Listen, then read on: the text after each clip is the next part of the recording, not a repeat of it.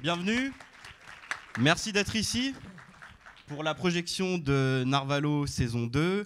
Je m'appelle Adrien Delage, je suis journaliste série à Combini et j'aurai le plaisir d'animer la rencontre qui va suivre avec Mathieu Longat, le créateur de Narvalo, et ses deux comédiens, Samir Dekassa et Maria Maguet. Et je vous demande d'ailleurs de les applaudir tout de suite parce qu'ils arrivent, ils sont là. Mathieu Longat, Samir Dekassa et Maria Maguet. Bonjour. Bonjour Mathieu, bonjour Samir, bonjour Mariama. Je pense qu'il y a des gens dans le public qui n'ont pas vu la première saison de Narvalo. Du coup, Mathieu, est-ce qu'en quelques mots, tu peux la présenter ?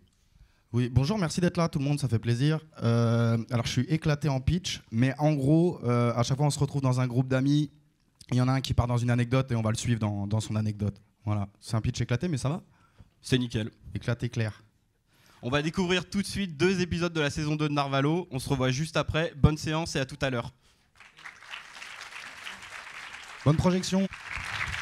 Viens me rejoindre.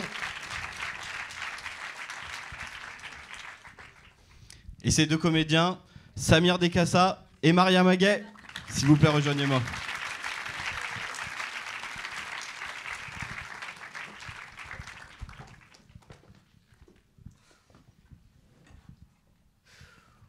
Ça va ? Oui. Il faut dire ça aux gens. Ça va ? Oui, tant mieux. Vous, ça va ? Samir, t'es pas dégoûté ? S'il l'avait pas vu, Samir, il l'a découvert en même temps que vous. Qui c'est qui a regardé la saison 1 ? Levez la main. Ouais, c'est bien parce qu'il y en a plein qui ont pas regardé la saison 1, du coup vous avez encore la saison 1 à regarder, plus la saison 2, donc stylé. Écoutez les gars, je vais parler de moi 10 secondes et après on parle que de vous, c'est promis. Quand j'étais au lycée, j'avais une bande de potes et comme tout le monde, on aimait bien se réunir pour discuter, se raconter des histoires, boire une bière. Et j'avais un pote qui venait de Marseille qui s'appelait Maxime. Big up à toi si un jour tu nous entends. À chaque fois qu'on nous disait vraiment des grosses conneries, il nous disait « Mais tu es Narvalo toi ». Alors forcément, tu vois où je veux en venir, Mathieu.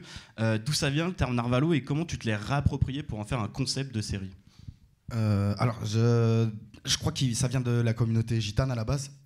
Et du coup, c'est assez marrant comment ça a rayonné comme mot, parce qu'en fait, ça dépend exactement de là où la communauté gitane était plus ou moins implantée. Donc, ça a beaucoup rayonné vers Montpellier, vers Perpignan notamment. Nous, en région parisienne, c'est beaucoup Montreuil.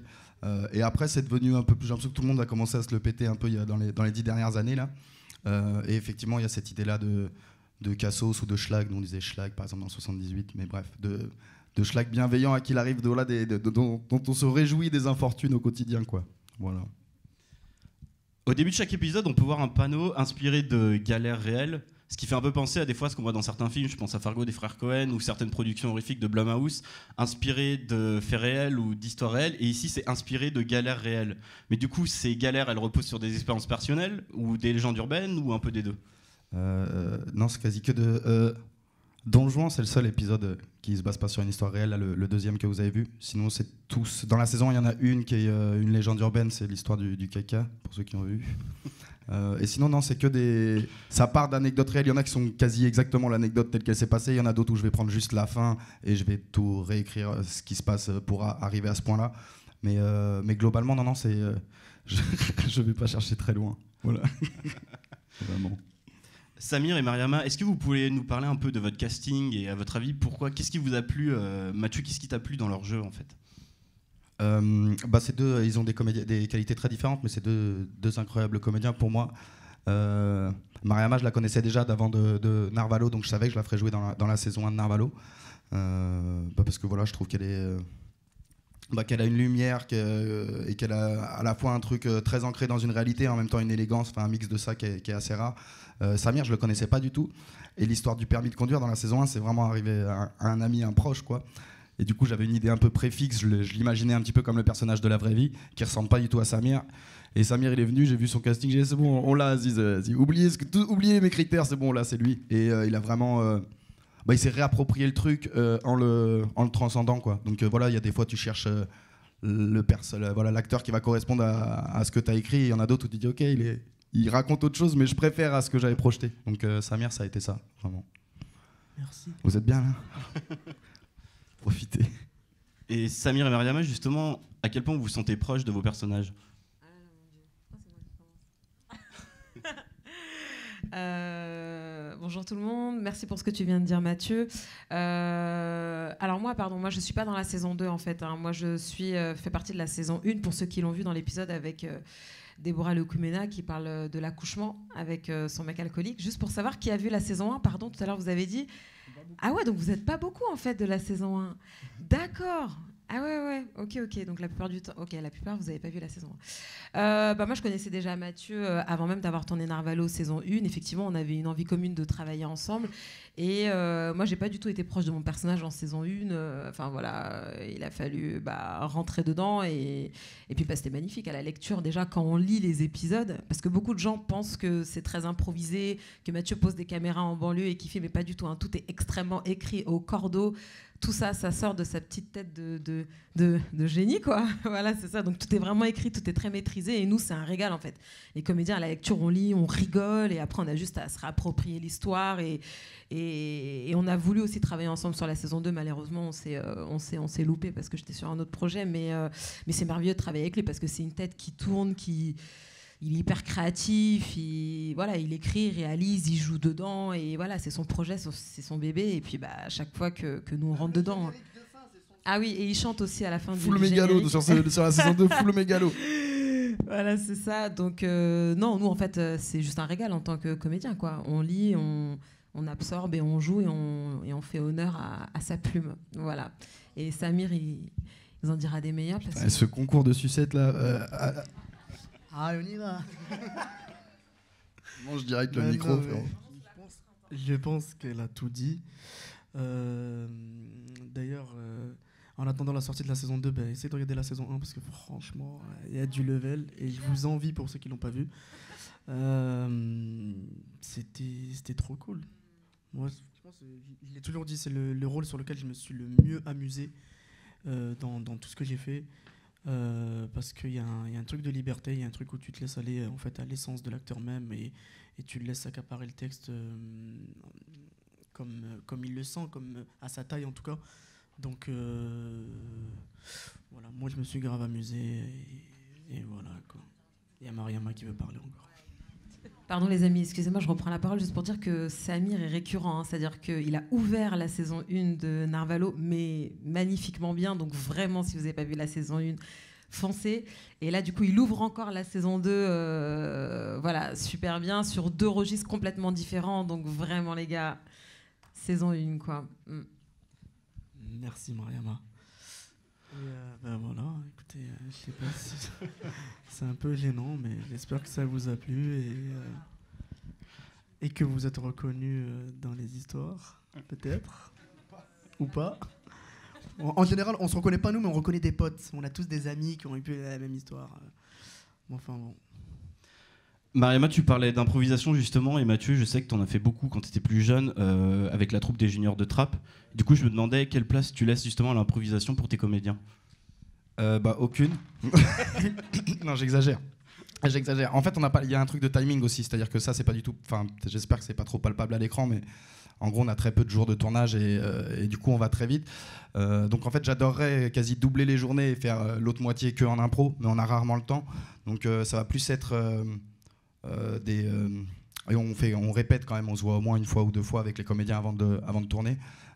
Et du coup, ça va plus être il y a des propositions, on garde, où il y a des trucs qui sortent en impro, des vannes et on va arbitrer dedans, vas-y garde là, celle-là c'est mieux, mais c'est des il y a de la mais c'est sûr, comment c'est sur des virages. En fait, c'est déjà tellement trop long par rapport à ce qu'on a à faire qu'on n'a pas trop le temps de faire des fantaisies, mais voilà, il y a beaucoup de virgules qui viennent des comédiens eux-mêmes ou des petits moments aussi, des fois des mini-interactions du groupe où voilà, ça a juste marché sur le moment parce que c'était la première ou la deuxième fois qu'ils l'entendaient, du coup il y a un truc spontané qui se crée et qu'on garde quoi. Mais après en vrai c'est pas vraiment de l'improvisation, c'est plus s'il y a un retravail sur les textes, souvent c'est pas le jour du tournage, c'est pendant la répète où je dis tu dirais comment, où il va sortir une vanne, je dis regarde ça c'est marrant, mais c'est plus à l'étape d'avant que sur le tournage en lui-même. Voilà. Il y a pas mal de personnes qui n'ont pas vu la saison 1, du coup je vais vous donner une courte liste de certains titres des épisodes, ça va vous donner envie. Zbeul, qui veut pécho, Boulacho, ça sent la perquise. Comme avec ton personnage de Bonjour Tristesse, la série elle exploite l'art de la prose avec des termes issus de l'argot. Est-ce que Narvalo c'est avant tout une série sur le langage et la communication ? Ouais, c'est une série sur le storytelling pour moi là-bas. Enfin moi ce que je voulais faire c'était une série sur le storytelling. Après vu que j'ai grandi en banlieue, je l'ai mis en banlieue parce que du coup c'est ce que je connais le mieux. Enfin c'est certainement là que j'ai le regard sociologique le plus juste quoi. Ou j'en sais rien. Bref, je vais pas le faire ailleurs quoi. J'avais pas partir en Camargue quoi, avec que j'ai jamais été là-bas. Mais du coup ouais pour moi là-bas c'est vraiment c'est une série sur le storytelling, sur la manière dont les histoires se passent de l'un à l'autre, sur l'occupation du temps et beaucoup par le langage et du coup notamment. Là, c'est en banlieue, mais je veux dire dans les zones rurales, les zones semi-rurales, c'est la même chose, quoi. C'est la façon dont en gros, à une période de l'adolescence où on meuble le temps, d'abord en faisant des conneries, ça nous prend un peu de temps, et puis après, ça nous prend 10 fois plus de temps de le raconter à l'infini, d'en rire avec nos amis, des déformations progressives aussi. Ouais, j'aime beaucoup Enfin, pour moi, c'était une bonne manière d'appréhender le storytelling, de partir sur le prisme des anecdotes qu'on se raconte au quotidien, et même encore maintenant, moi, c'est beaucoup les soirées que j'aime bien. On est là, on est relou, on se raconte nos anecdotes de quand on avait 17 ans. Les gens les ont entendues 14 fois, ils en auront ras le cul. Voilà, j'aime bien ce que ça raconte. Et j'ai l'impression que ça reste et que c'est beaucoup plus intemporel et que ça traverse les classes d'âge aussi. En vrai, on peut complètement retrouver ça en repas de famille aussi. Notre grand-père ou notre oncle qui nous raconte son histoire pour la 14e fois qu'il mangeait qu'une soupe, tout ça. Bref, voilà. Je trouve que Narvalo, elle capte vraiment des moments de sincérité, des moments très réalistes qui me font penser à des dramédies américaines. Je pense notamment à Atlanta de Donald Glover et à Insecure d'Issa Rae. Je sais pas si des références qui te parlent, mais en gros, ma question, c'est quoi tes sources d'inspiration, séries ou juste de la fiction ? Ok, et d'ailleurs pour compléter parce que je ne sais pas finir les réponses, ouais, par rapport au langage, il y avait aussi beaucoup, par contre pour ce qui concerne plus spécifiquement la banlieue, la culture de la vanne que je voulais essayer d'injecter, qui est peut-être pour le coup qui justifie plus par le contexte. Mes références, je sais pas si j'ai des références de séries en particulier, pas trop. Après moi je viens du ciné indé à la base en tant qu'acteur et j'ai des références de cinéma du réel quoi. Moi j'aime bien qu'on nous ramène la réalité, qu'on nous transporte via quelque chose de naturaliste. C'est quelque chose que je trouve plus dur à atteindre et qui en général me tape le cœur plus fort que dans les fictions très fictionnées. Je sais pas si c'est clair ce que je dis, mais en gros si j'ai une école c'est celle d'essayer de viser le naturalisme au plus juste. Après il y en a plein qui le font de différentes manières, tu vois, entre Keshish et Ken Loach par exemple, c'est deux manières complètement différentes pour moi d'essayer d'obtenir une forme de naturalisme par exemple. Mais ouais, j'ai pas des réalisateurs en particulier, mais j'aime bien le cinéma du réel quoi. Voilà. Et outre le cinéma, il y a autre chose que tu aimes bien, on sait, en plus du Pinard Rouge aussi, c'est que... Je t'en prie. De Victor Hugo à Rimbaud, à Boris Vian, ou en passant par Stephen King, la littérature, elle a vraiment une place importante pour toi. Du coup, qu'est-ce qu'elle a changé dans ta vie ? Moi, je pense que c'est grâce à la littérature que j'ai pu avoir 2 masters sans aller à l'école déjà. Parce qu'en gros, j'ai beaucoup lu avant mes 14 ans et après, pas du tout. Après, j'ai remplacé quoi ? J'ai remplacé le foot et la lecture par le shit et l'amour. Voilà, schématiquement à 15 ans. Et ça m'a beaucoup... C'est beau. Mais je relis depuis, un peu. Mais en gros, il y a... C'est quoi la littérature Non, mais je veux dire, en gros, ça t'ouvre... moi, je pense que c'est le meilleur des médicaments pour la vie, la littérature en règle générale, et qu'il y a jamais il est jamais trop tard pour s'y mettre. Et je pense que c'est rare les trucs qui ont fait du mal à personne. Je pense que ça permet de se projeter dans des univers qui sont pas les siens, de rencontrer des gens qu'on sera peut-être jamais amené à rencontrer dans la vie. Et le langage, c'est certainement avec ça que le rapport de force sociale se crée le plus. En vrai, la manière de t'exprimer, ça va être beaucoup ta manière. En fait, t'as les mots et les coups, quoi. Et faisant 70 kilos pour 1m80, voilà, du coup j'ai lu. Narvalo, elle explore des sujets hyper contemporains sous couvert d'humour. Je pense notamment au délit de faciès, aux violences obstétricales, ça c'est des choses qu'on voit dans la première saison. Ici on voit le sexisme en société ou dans le monde du travail. Est-ce que tu dirais que Narvalo c'est une série engagée, voire progressiste ? Pas du tout. Moi à la base j'étais sûr, je m'en suis rendu compte après coup sur la saison 1, mais j'étais sûr d'avoir fait le truc le moins politique de toute ma vida. Et effectivement en le regardant 6 mois après, c'est vrai qu'on retrouve des problèmes, mais c'est parce que je pense qu'à partir du moment où on en revient à partir du moment où tu essaies de réinjecter de la vie dans le fictif, en vrai le contexte de la vie il te rattrape. Et ouais, dans nos anecdotes, souvent ça se base sur un contrôle au faciès ou voilà, à l'échelle de l'hôpital c'était les stagiaires qui passaient.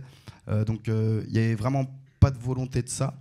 Et puis il n'y a pas de volonté didactique. Enfin, je ne sais pas que ce soit une série moraliste. Pour moi, il n'y a pas de morale. Enfin bref, on ne sait pas qui est gentil, qui est méchant, trop tout le temps. Bref. Mais il y avait... Je ne sais plus la question, frérot. Et j'ai pas fumé, j'ai juré. Mais il reste des séquelles, je pense. Est-ce que tu considérais Narvalo comme une série engagée ? Oui, non, pour moi, c'est pas une série engagée, mais il y a de la société dedans, et du coup, ça raconte des choses, mais c'était malgré moi, en tout cas, c'était pas volontaire. Désolé, je voulais pas faire des trucs politiques là ce coup-ci, j'ai encore loupé. Mariama et Samir, ça représente quoi Narvalo dans votre carrière? Pourquoi Samir, tu veux pas répondre?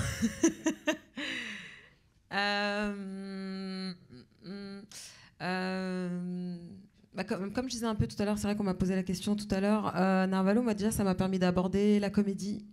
Déjà, parce que c'est vrai que moi j'ai beaucoup travaillé pour la télé et le cinéma, et puis c'est vrai que la plupart du temps on me proposait beaucoup des choses très très dramatiques, un peu premier degré, voilà, des personnages assez complexes. Et en fait, quand j'ai eu Mathieu, il mettait ses caméras en banlieue pour raconter des choses comiques, et on n'est pas dans des choses dramatiques. Allez, c'est pour les gars, on va parler de drogue, des flics, des machins, des trucs très très dramatiques, mais qu'au contraire, il pose ses caméras en banlieue pour dire mais regardez, en fait, regardez-moi, ces jeunes, ils sont cool, ils peuvent vous faire rire, et finalement ces jeunes, ils ont les mêmes problèmes que tout le monde. Et là, on le voit en saison 2, que je découvre en même temps que vous. Et je trouve ça magnifique parce qu'on est en banlieue, mais finalement, c'est des choses intimes, mais universelles, en fait. Épisode 1, c'est voilà, comme on disait tout à l'heure, sexisme, harcèlement au travail. C'est pas qu'en banlieue en fait qu'il se passe des choses comme ça. Voilà, il se passe des choses comme ça partout. Épisode 2, infidélité. Voilà, c'est pas qu'en banlieue, c'est chez tout le monde.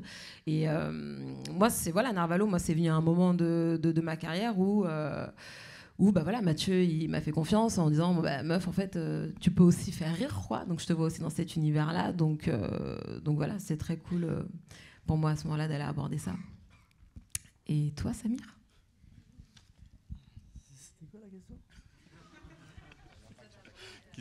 Qu'est-ce que ça représente dans ta carrière, Narvalo? Franchement, de tout ce que j'ai fait, je pense que c'est la première fois que je me sens aussi à l'aise dans un rôle où c'était agréable de travailler avec Mathieu parce qu'il y a beaucoup de liberté. Et en général, un comédien, c'est un artiste, donc c'est quelqu'un qui a un besoin d'expression. Donc aussi, en général, quand tu arrives, donc un réalisateur va te donner sa direction à lui, du coup, ça te bloque un petit peu. Et là, j'ai lu les textes, ça m'a plu. Moi, pourtant, c'est la dimension politique qui m'a attiré sur le projet, tu vois. Je trouvais ça assez paradoxal que ce genre de personnages qui sont souvent perçus par la société comme des renégats. Enfin, je parle surtout par rapport à l'épisode de mon épisode de la saison 1. Et qui au final sont des gens assez incompris et qui ont raison au final parce qu'ils mettent le doigt sur des problèmes très évidents en général et que tout le monde passe dessus. Et après ce que ça m'a apporté, c'est que mon épisode, ça a été le premier de la saison 1, il était gratuit. Du coup, pour tous ceux qui veulent pas payer Canal+, ils ont regardé cet épisode. Donc moi, c'était cool, je prenais. Et voilà, je sais pas quoi dire de plus. C'est que c'est la première fois que je me sens à l'aise dans quelque chose et que j'ai été fier d'avoir fait ce rôle-là. Et ensuite, après, ça m'a quand même pas porté préjudice parce que j'étais tellement fier de faire ce rôle-là que j'y ai tout mis. Donc pour certaines, parce que je suis comédien, donc on a quand même besoin de travailler, il faut remplir le frigo. Et pour certaines directrices de casting qui m'ont vu dans cet épisode-là, dans leur esprit est partie s'allumer une petite ampoule qui disait que c'était du casting sauvage et que limite documentaire et que j'étais comme ça. Donc ils refusaient de me voir pour d'autres rôles et pour d'autres projets parce que pour eux, j'étais une petite frappe et que je ne savais m'exprimer que de cette manière-là. Et c'est bien, parce que j'ai bien fait mon taf apparemment. Donc, Désolé frérot, c'est pour ça que je t'ai donné du taf dans la saison 2, t'as vu? Ouais, non, mais il a voulu se rattraper parce qu'il sait qu'il a niqué ma carrière avec la saison 1. Donc, il a voulu se rattraper, mais voilà. Mais en tout cas, je suis très fier de faire partie de ce projet, d'en refaire partie et Inch'Allah la saison 3. Et je voulais rajouter un truc par rapport à l'engagement, parce que j'ai des réponses pertinentes, mais en décalé, tu m'excuseras.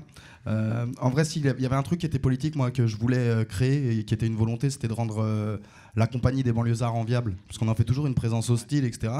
Alors que moi, je connais personne qui a été triste de grandir en banlieue parisienne. Je dis pas qu'ils n'existent pas, il y en a, mais je connais que des gens assez heureux.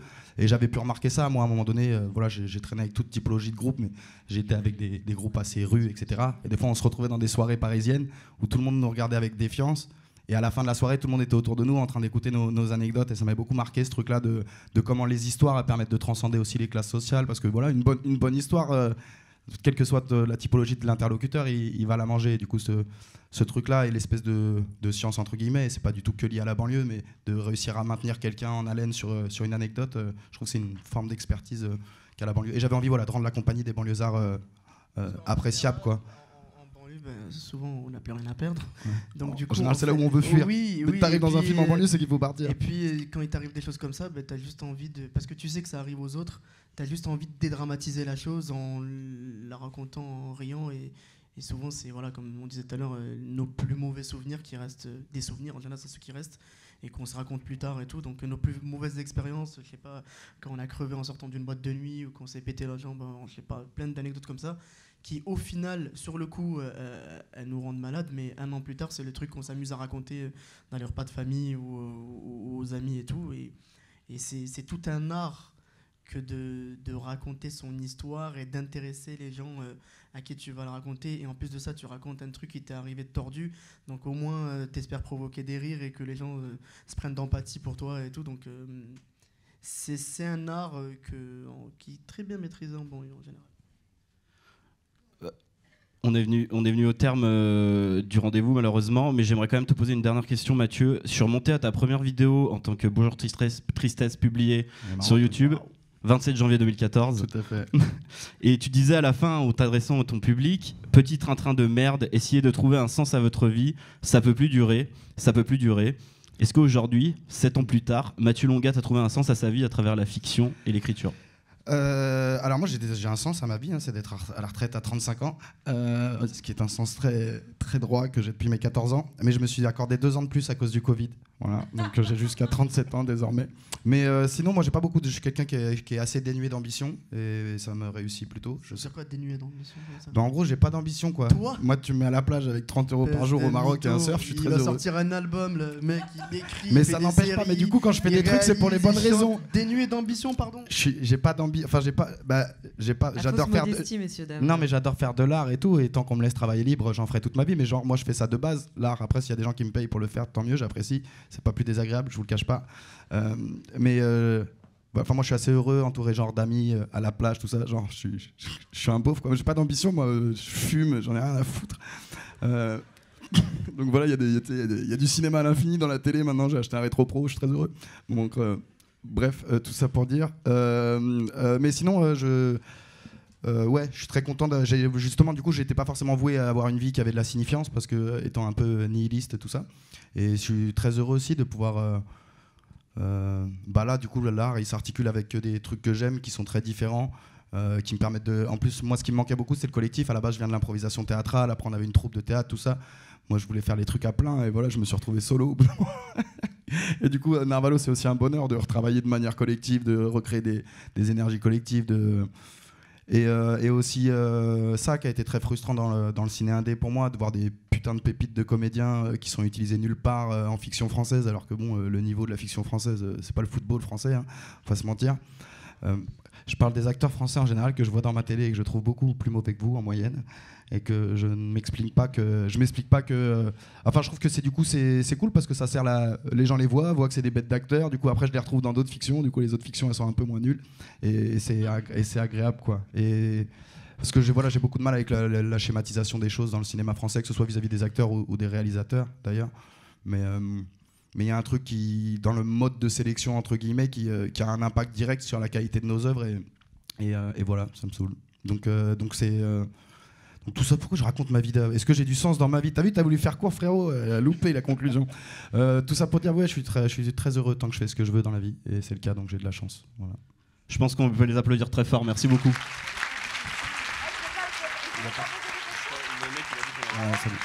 Merci d'avoir été là, de ouf. Merci beaucoup. Merci à Mathieu, merci à Samir et merci à Mariama. Merci à toi, vraiment, c'était super. Merci, salut, bonne vie.